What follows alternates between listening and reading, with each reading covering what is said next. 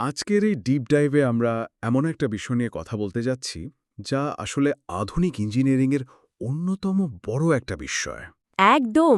বিশাল বড় বড় লোহার তৈরি জাহাজ, হাজার হাজার টন ওজন, সেগুলো কিভাবে মাঝদরিয়ায় ভেসে থাকে, মানে প্রবল ঢেউয়ের মাঝে ডুবে যায় না, তার পেছনের বিজ্ঞানটাই আমরা আজ আলোচনা করব। রাইট। আর আমাদের আজকের আলোচনার উৎস হচ্ছে জাহাজের স্থিতিশীলতা বা শিপ স্টেবিলিটি আর হাইড্রোস্ট্যাটিক সম্পর্কিত প্রথম 10টি মৌলিক টার্মের একটা চমৎকার সংক্ষিপ্ত নোট। হ্যাঁ, আর আমাদের এই ডিপ ডাইভের মূল লক্ষ্য হল অত্যন্ত জটিল এই মেরিন ইঞ্জিনিয়ারিংয়ের বিষয়গুলোকে সহজবোধ্য করে তোলা, যাতে যাতে কোনো রকম কঠিন পরিভাষার ভারে ক্লান্ত না হয়ে সম্পূর্ণ বিষয়টা খুব পরিষ্কারভাবে বোঝা যায়। তো বিষয়টা শুনতে যতটা যান্ত্রিক মনে হচ্ছে, আসলে কিন্তু এটা প্রকৃতির সাথে বিজ্ঞানের একটা অসাধারণ লড়াই। ঠিক বলেছেন। অভিকর্ষ বল জাহাজকে সবসময় নিচে টানছে, আর সমুদ্রের পানি তাকে ওপরের দিকে ঠেলছে। এই দুয়ের মাঝে কিভাবে ভারসাম্য বজায় থাকে, সেটাই কিন্তু আজকের মূল চমক। তাহলে ভাষার মূলনীতি দিয়ে শুরু করা যাক, মানে দ্য বেসিক্স অফ ফ্লোটিং। আমাদের প্রথম টার্মটা হলো স্টেবিলিটি বা স্থিতিশীলতা। হ্যাঁ, স্টেবিলিটি। সহজ ভাষায় বললে স্টেবিলিটি হলো জাহাজের সেই সুপার পাওয়ার যা তাকে পানিতে ভাসতে আর সোজা থাকতে সাহায্য করে। জাহাজ যদি কোনো কারণে একদিকে হেলে বা কাত হয়ে যায়, তবে স্টেবিলিটি তাকে আবার আগের সোজা বা আপরাইট অবস্থায় ফিরিয়ে আনে। আর এখানেই আসে আমাদের দ্বিতীয় টার্মটা, ভয়েন্সি বা উত্তোলন বল। ভয়েন্সি হল পানির সেই ঊর্ধ্বমুখী বল যা জাহাজকে ওপরের দিকে, মানে ভাসিয়ে রাখে বা ঠেলে রাখে। হুম। উৎসরের নোট থেকে একটা চমৎকার উদাহরণ টানা যেতে পারে এখানে। একটা পানির বোতল যেমন পানিতে ভাসে কারণ পানি তাকে ওপরের দিকে ঠেলে দেয়, একদম তাই। ঠিক একইভাবে এই ভয়েন্সি কিন্তু বিশাল আকারের জাহাজকে ভাসিয়ে রাখে। কিন্তু এখানে একটা প্রশ্ন আসে, জাহাজ কতটা পানি সরাবে?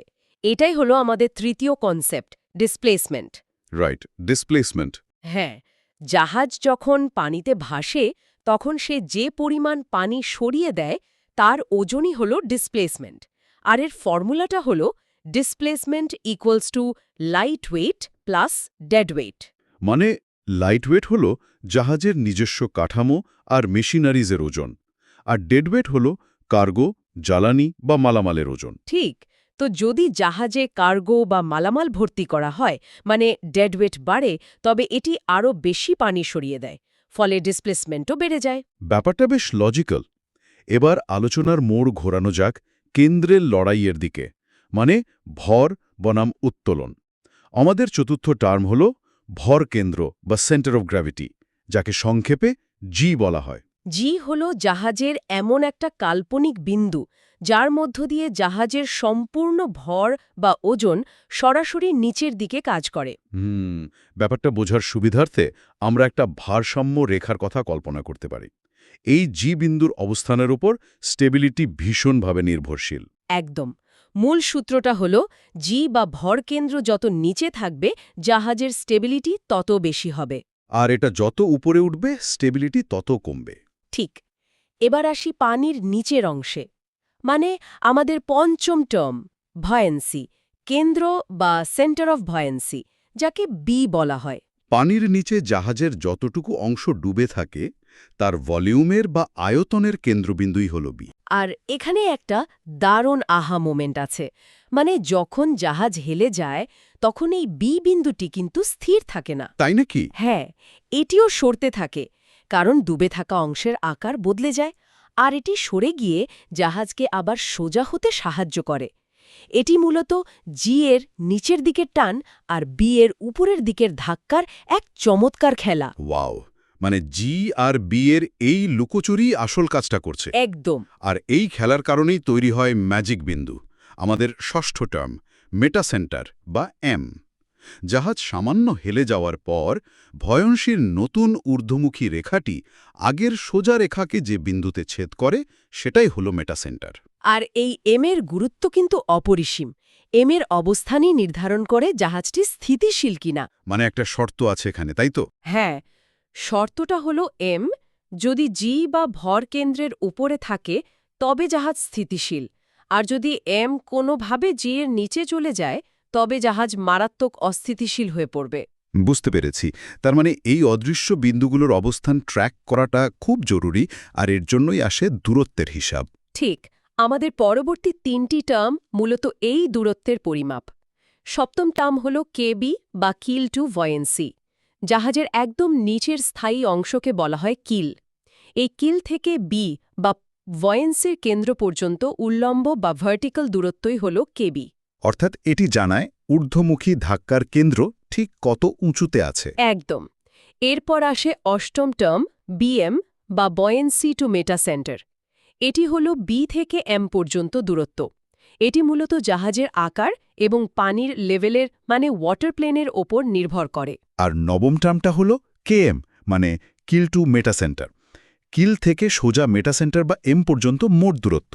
এর সূত্রটা খুব সোজা, KM equals to KB plus BM. হ্যাঁ, এটি জাহাজের উল্লম্ব পরিমাপের একটি বড় রেফারেন্স।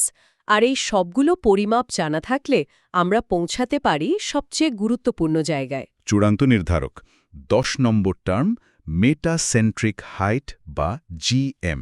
রাইট, জিএম হল জি এবং এম এর মধ্যবর্তী দূরত্ব। এই জিএম এর 3টি অবস্থা আছে যা মনে রাখা খুব জরুরি। প্রথমটি হল জিএম পজিটিভ, মানে জাহাজ সম্পূর্ণ স্থিতিশীল। ঠিক। দ্বিতীয়টি হল জিএম জিরো, মানে জাহাজ নিউট্রাল বা নিরপেক্ষ অবস্থায় আছে।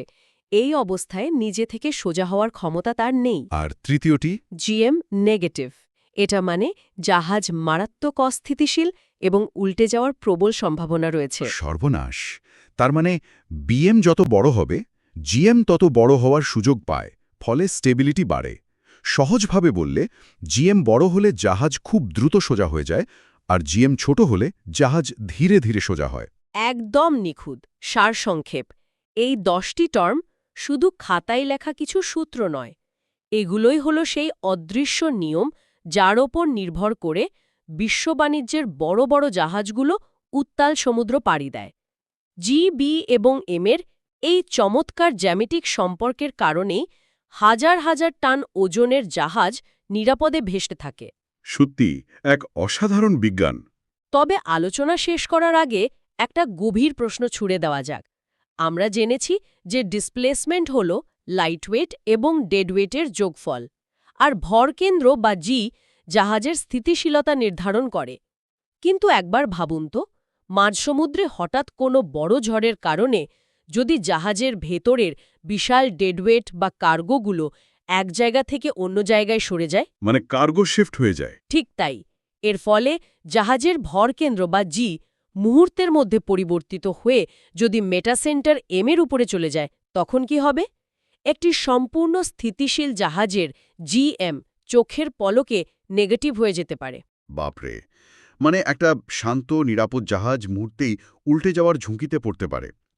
প্রকৃতির শক্তির কাছে বিজ্ঞানের এই অদৃশ্য এবং পরিবর্তনশীল কেন্দ্রগুলোর লড়াই আসলেই ভাবনার বিষয়। একদম তাই। এই রোমাঞ্চকর এবং গভীর চিন্তাটি নিয়ে আমাদের আজকের এই ডিপ ডাইভ আমরা এখানেই শেষ করছি। আশা করি শিপ স্টেবিলিটির এই জ্যামিতিক জগৎটি এখন সবার কাছে অনেক বেশি পরিষ্কার। কথা হবে আগামীতে।